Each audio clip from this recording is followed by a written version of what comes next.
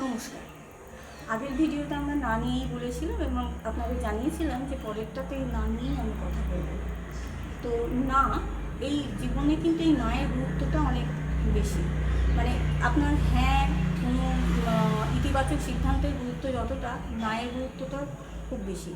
তো কারণ যদি আমি নাটা সঠিক সময়ে বলতে পারি তাহলে কিন্তু দেখা যায় যে অনেক সমস্যার হাত থেকে আমি নিজেকে রক্ষা করতে পারি। কিন্তু আমাদের কি হয়, অনেক ক্ষেত্রেই বাইরে কাউকে না বলতে গিয়ে আমরা কিন্তু একটু অস্বস্তি বোধ করি, বলি না, সেখান থেকে সবটা শুনে চলে আসি। বাড়িতে এসে সেইটা নিয়ে আমরা কিন্তু কী করি, অনেক বিরক্তি দেখাই, রাগ দেখাই, এবং বাড়ির সদস্য বুঝতে পারে না যে আমাদের বিরক্তি বা রাগের কারণ কী, সেটা নিয়ে একটা দ্বন্দ্ব তৈরি হয়।